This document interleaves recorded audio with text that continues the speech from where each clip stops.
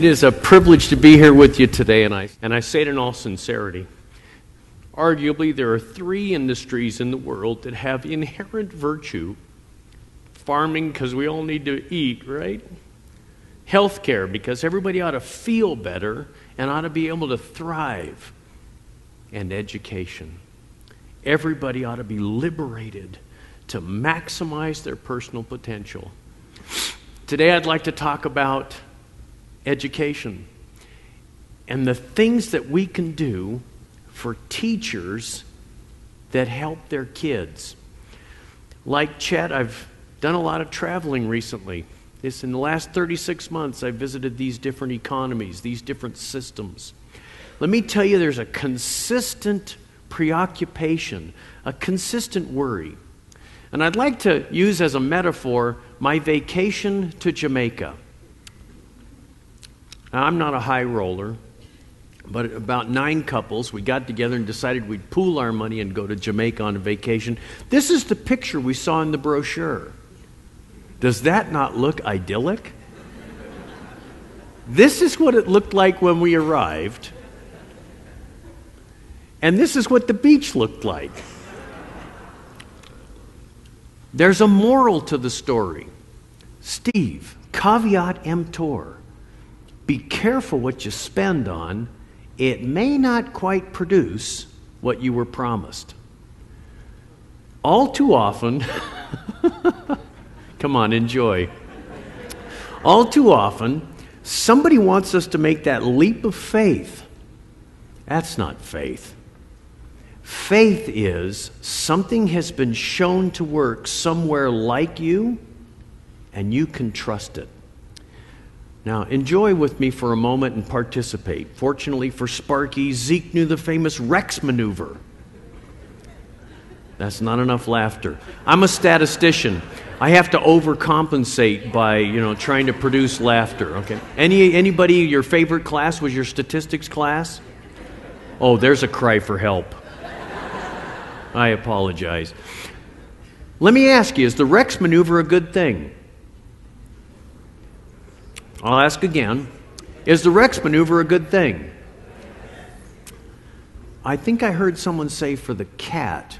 There are a lot of people who think, wow, what a nice guy this dog is, that he would save his buddy the cat from being swallowed alive. That's cool. Others would say, what a nice guy this dog is for saving his buddy, the other dog, from choking to death. Question number 1 from this slide. Does it matter which perspective you take when you say the Rex maneuver is a good thing? Whether it's the teacher or the student, the administrator or the teacher, good things tend to work for lots. Does that sound fair? Now, ready to participate. This is interactive. By the way, this would be called the Heimlich maneuver for human beings. Is the Rex maneuver a good thing? Yes. Now is the Rex maneuver a good thing? Now is it a good thing? Yes. Now is it a good thing? I tricked you. The Rex maneuver never changed. What made you value it wasn't the maneuver. It wasn't the process. It wasn't Zeke being taught to do what he knows now how to do. It was the outcome it achieved. I apologize for the pun. Outcome. Do I have to milk that further to get more? My advice to each of us is be results oriented. We are intuitively. You did it right there, live and in color. Matter about things that matter. Make a difference and make sure you have the courage. I brought notes with me, and the only thing on it is courage. Make sure you have the courage to measure things that matter. Be an evidence-based decision maker. Be fiscally accountable. Do data-driven insights, not just anecdotes, not just stories of success. Make sure that you make your decisions based on rigorous statistical methods that prove that something actually worked, not cute anecdotes alone. You know, Steve, no one really cares about the data. This is a quote from a professional development organization's CEO, not Chet. He knew that there was a school district that wanted to gather data, and I was going to be retained as the evaluator, as the independent evaluator. And he said, I just can't see the expense. 10% of all the contractual value, and you're going to spend that on data analysis? What a waste. Do you remember the Rex maneuver? Is it a waste to prove whether something works or not? He did not have the courage to put his products up to the scrutiny and test of real data. Now, in our industry, we have some traditional challenges. Scientific research. I actually did my graduate work in statistics at the Center for the Study of Evaluation at UCLA. We did a lot of work with little groups of controlled settings, of controlled treatments, of subsets of students. It just sounds laboratory beautiful, doesn't it? And we would prove whether something worked or not. That is just not reality. The cool thing is our industry has evolved. We now know that we can do intact classroom groups. With large samples of classrooms, we can randomize, not even randomize. We can just study it the way it happened. Naturalistic controls. Large groups of teachers that had it versus large groups of teachers that did not. And adjust for those differences in teacher personality and technique and prove whether something works or not. I would like to show you some evidence. First, this is a fascinating pattern I keep seeing again and again and again. The kids in this district whose teachers participated in PD 360 started on par with the district as a whole. By the end of that first year, look at the advantage they achieved. Do you want your kid in a PD 360 class? And it works, by the way, for Title I, and it works by racial or ethnic group as well, as I can show by these data. It works for rural schools. Now, another interesting pattern that creeps in, it seems like very often districts will assign teachers to PD 360 who, quote, most need it. Does that sound fair?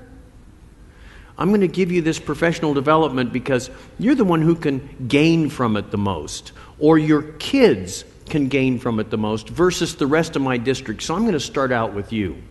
Look at that change. Look at that flip-flop. Look at the closing of the achievement gap that this school, this district experienced. And it works for middle schools and for high schools. The other third pattern that's really interesting is over time it seems to have a cumulative impact. The blue group had PD 360 or the professional development intervention the first year.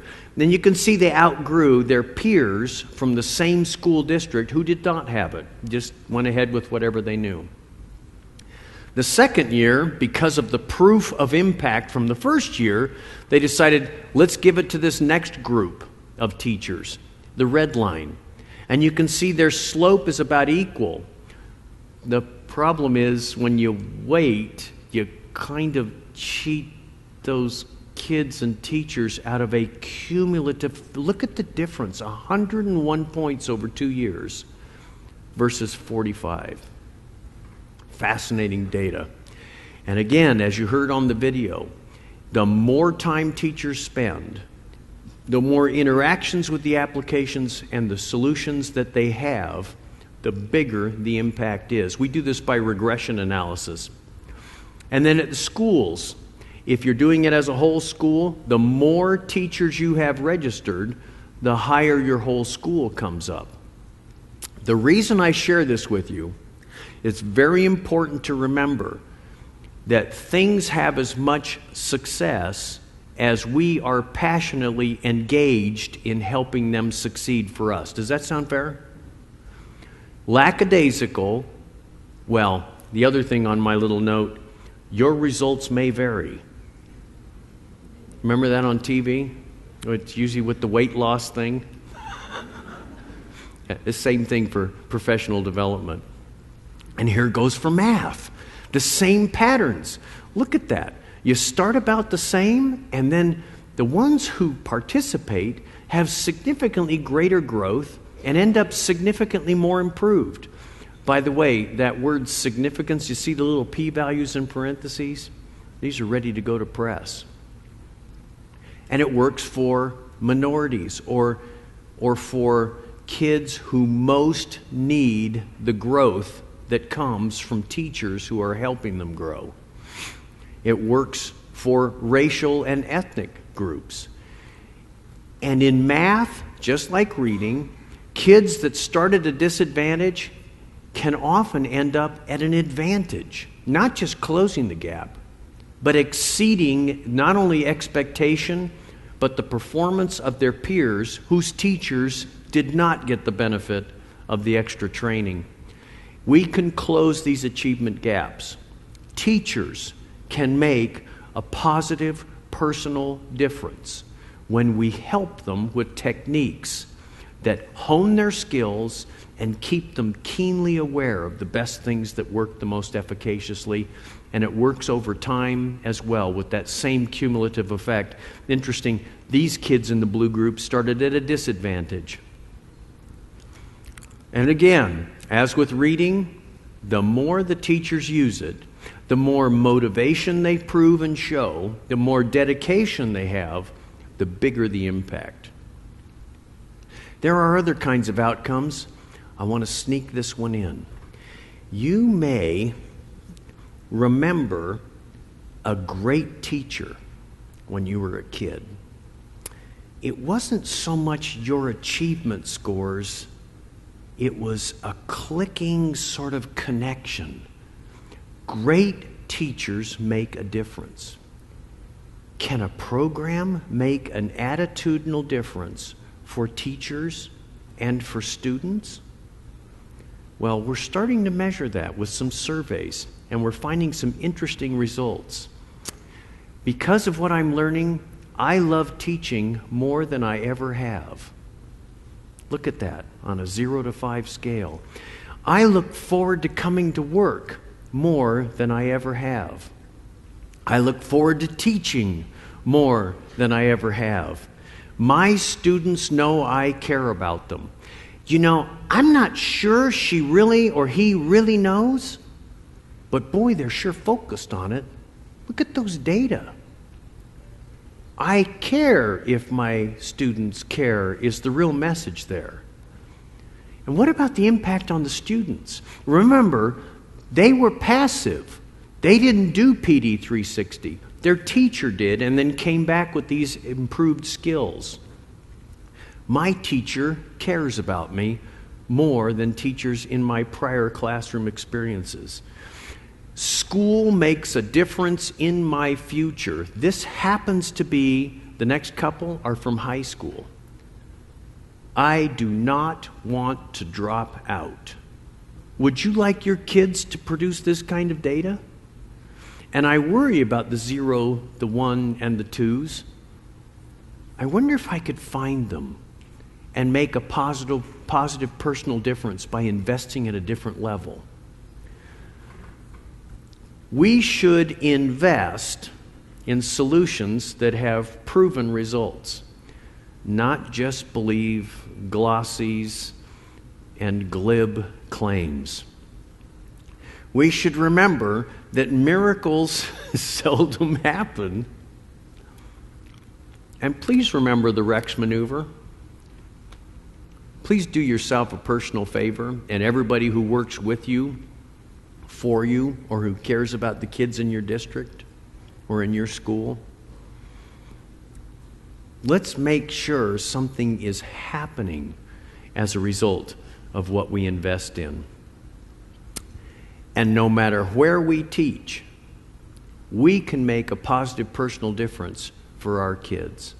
Thank you very much for your time today.